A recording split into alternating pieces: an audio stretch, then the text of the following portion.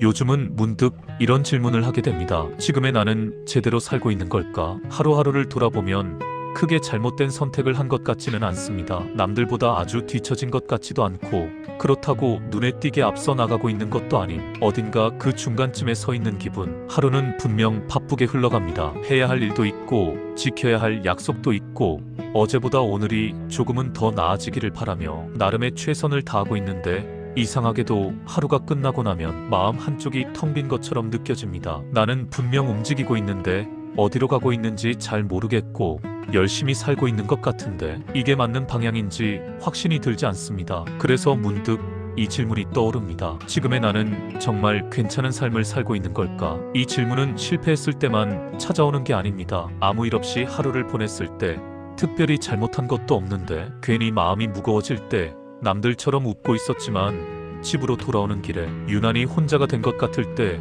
불쑥 고개를 듭니다. 열심히 살고는 있는데 왜 이렇게 마음은 흔들리는지, 이렇게 살아도 되는 건지, 지금 이 속도로 가도 괜찮은 건지 자꾸만 스스로에게 확인을 요구하게 됩니다. 그리고 이런 질문 앞에 서면 사람들은 종종 자기 자신을 먼저 의심합니다. 내가 게을러서 그런 건 아닐까? 내가 욕심이 없어서 그런 건 아닐까? 다른 사람들보다 덜 열심히 살아서 이런 생각을 하는 건 아닐까? 하지만 이 질문은 지금 우리만의 고민은 아닙니다. 이미 오래전부터 많은 사람들이 같은 자리에서 같은 질문을 해왔습니다. 특히 시인들은 이 질문을 외면하지 않았습니다. 정답을 서둘러 내놓기보다는 그 질문 앞에 오래 머무르며 자기 자신을 들여다보았습니다. 지금의 나는 어떤 삶을 살고 있는지, 이 시간은 어떤 의미를 지니는지, 멈춰있는 것처럼 보이는 이 순간은 정말 실패인지 아니면 아직 말해지지 않은 다른 이름을 가진 시간인지. 그래서 시 속에는 완벽한 해답보다는 같이 고민해주는 목소리가 더 많이 남아있습니다. 괜찮다고 단정해주기보다는 그 질문을 혼자만의 고민으로 남겨두지 않겠다는 태도. 오늘은 바로 그 지점에서 이야기를 시작해보려 합니다. 지금의 내가 제대로 살고 있는지 모르겠다고 느끼는 사람에게,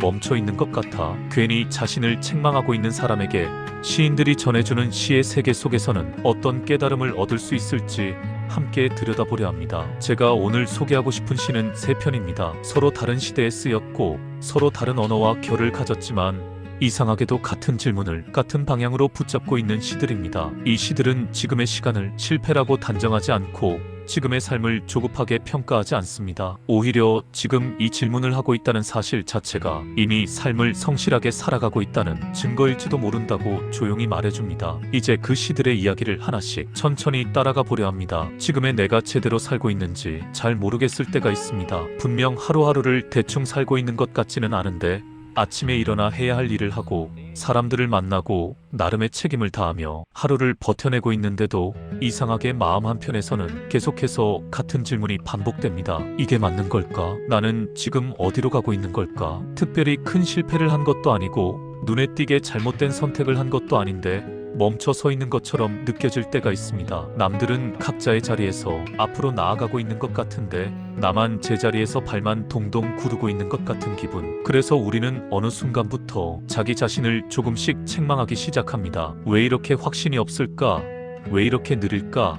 왜 이렇게 열심히 살고 있는데도 마음이 편하지 않을까? 멈춰 있는 것 같다는 느낌은 생각보다 사람을 많이 지치게 합니다. 실제로 아무것도 하지 않고 있는 건 아닌데 결과가 눈에 보이지 않는다는 이유만으로 스스로를 게으른 사람처럼, 부족한 사람처럼 몰아세우게 됩니다. 그렇게 마음속에서 조용한 자책이 하루하루 쌓여갑니다. 이럴 때 우리는 흔히 지금의 이 시간을 쓸모없는 공백처럼 바라보게 됩니다. 아무 의미 없이 흘러가는 시간, 나중에 돌아보면 괜히 부끄러워질 것 같은 시간, 지금 당장은 설명할 수 없는 어중간한 상태. 하지만 시인들은 이 시간을 그렇게 보지 않았습니다. 시인들은 이 질문을 피하려 하지 않았고 이 불편한 감정 앞에서 도망치지도 않았습니다. 오히려 이 질문 한가운데 오래 머물며 자기 자신을 정직하게 들여다보았습니다. 그 중에서도 윤동주의 시는 이 질문을 부끄러움이라는 감정으로 조심스럽게 꺼내 보입니다. 인생은 살기 어렵다는데 시가 이렇게 쉽게 쓰여지는 것은 부끄러운 일이다. 우리는 이 문장을 학창시절에 역사의 맥락 속에서 배웠습니다. 나라가 가장 힘들던 시대에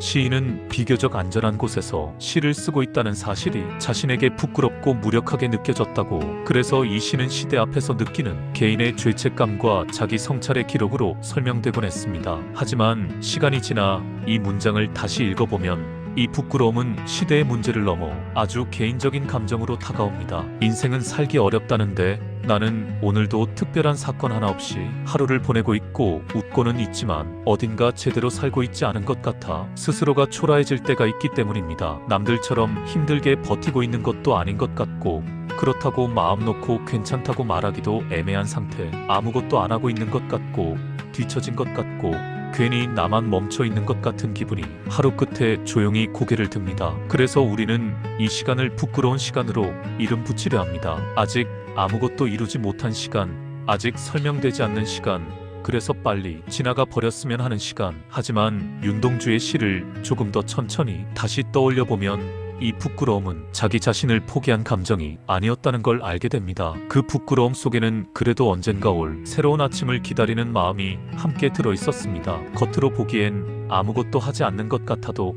그 시간은 아무 의미 없는 공백이 아니라 다시 살아갈 힘을 준비하는 시간이었습니다. 숨을 고르고 마음을 버티고 흔들리지 않기 위해 자기 안쪽으로 조용히 웅크리고 있는 시간. 지금의 우리는 아무것도 안 하고 있는 게 아니라 다음 계절을 견디기 위해 필요한 시간을 살아내고 있는 중일지도 모릅니다. 그래서 이 시는 우리에게 묻는 것 같습니다. 지금의 이 시간을 정말로 부끄러워해야 할 시간으로 바라보고 있는지 아니면 다시 시작하기 위해 필요한 과정으로 받아들일 수 있는지. 그리고 이 질문은 자연스럽게 다음 질문으로 이어집니다. 그렇다면 삶의 의미는 도대체 어디에 있는 걸까? 한민복의 시는 이 질문을 전혀 다른 방향으로 옮겨 놓습니다. 지금의 내가 제대로 살고 있는지 모르겠을 때, 멈춰 있는 것 같아 스스로를 자꾸만 책망하게 될 때, 이 시는 속도를 묻지 않고 결과를 따지지 않으며 아주 조용한 질문 하나를 우리 앞에 놓습니다. 나도 누군가의 가슴 한번 울렁여 보았으면. 이 문장은 읽는 순간 마음을 잠시 멈추게 합니다. 우리는 보통 잘 산다는 말을 할 때 이 질문과는 정반대의 기준을 떠올립니다. 얼마나 빨리 왔는지,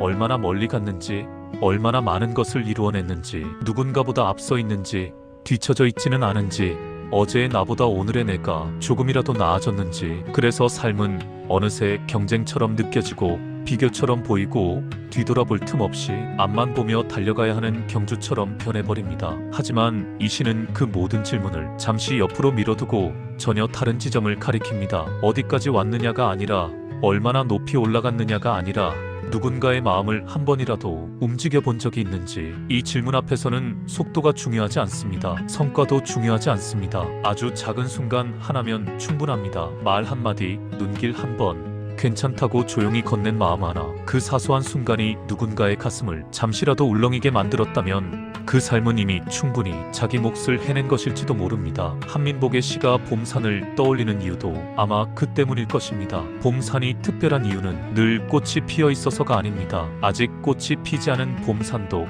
꽃이 만개한 봄산도 그 자체로 사람의 마음을 움직이는 힘을 가지고 있습니다. 꽃이 없어도 봄산은 봄산이고 꽃이 피지 않았다고 해서 그 산이 덜 아름다운 것도 아닙니다. 사람도 그렇습니다. 아직 무엇을 이루지 못했어도, 아직 눈에 띄는 결과가 없어도, 아직 스스로를 자랑스럽게 말하지 못하는 시간이라도 누군가에게 따뜻한 기억 하나를 남길 수 있다면, 힘들 때 떠올릴 얼굴 하나가 되어줄 수 있다면 그 삶은 이미 충분히 의미를 지니고 있습니다. 완벽하지 않아도 괜찮고, 아직 피지 않은 시간이어도 괜찮고, 지금의 모습 그대로도 누군가에게는 봄산 같은 존재일 수 있습니다. 그래서 이 시는 우리에게 삶의 기준을 조금 바꿔보자고 말하는 것처럼 들립니다. 잘 살고 있는지를 묻기 전에, 잘 가고 있는지를 확인하기 전에, 나는 누군가의 가슴을 한 번이라도 울렁이게 한 적이 있는지, 누군가의 하루에 조금 더 따뜻한 기억으로 남아본 적이 있는지. 그 질문 앞에서는 지금의 내가 조금 느려 보여도,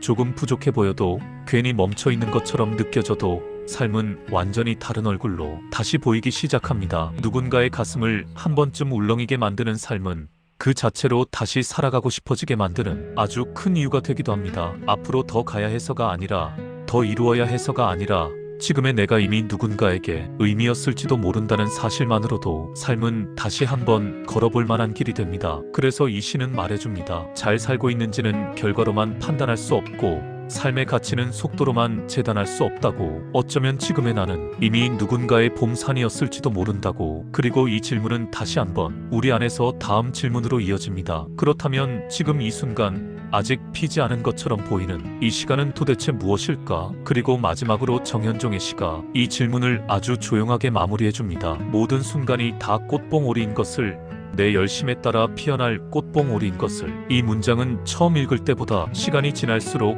더 깊이 마음에 남습니다. 우리는 살아가면서 참 많은 후회를 합니다. 그때 그 선택이, 그때 그 말이, 그때 그 사람이 왜 그렇게 소중한 줄 몰랐을까? 스스로에게 수없이 묻게 됩니다. 그때는 별일 아닌 줄 알았고, 다시 올 수 있는 시간인 줄 알았고, 그래서 더 조심하지 않았고, 더 아끼지 못했습니다. 그리고 시간이 지나 모든 것이 이미 지나가 버린 뒤에야 사람들은 말합니다. 그 순간이 다시 오지 않는 선물 같은 시간이었다고요. 후회는 대개 이렇게 찾아옵니다. 무언가를 잃고 난 뒤, 돌이킬 수 없다는 사실을 깨닫고 난 뒤에야 비로소 모습을 드러냅니다. 그래서 우리는 후회를 할 때마다 이렇게 생각하곤 합니다. 내가 그때 조금만 더 잘했더라면, 조금만 더 알아봤더라면, 조금만 더 그 순간을 사랑했더라면 지금의 나는 달라졌을까 하고 말입니다. 하지만 정현종의 시는 이 후회라는 감정을 전혀 다른 방향에서 바라보게 만듭니다. 이 시는 말해줍니다. 우리가 후회하는 그 순간들 역시 이미 꽃봉오리였다고. 아직 피지 않았다는 이유로,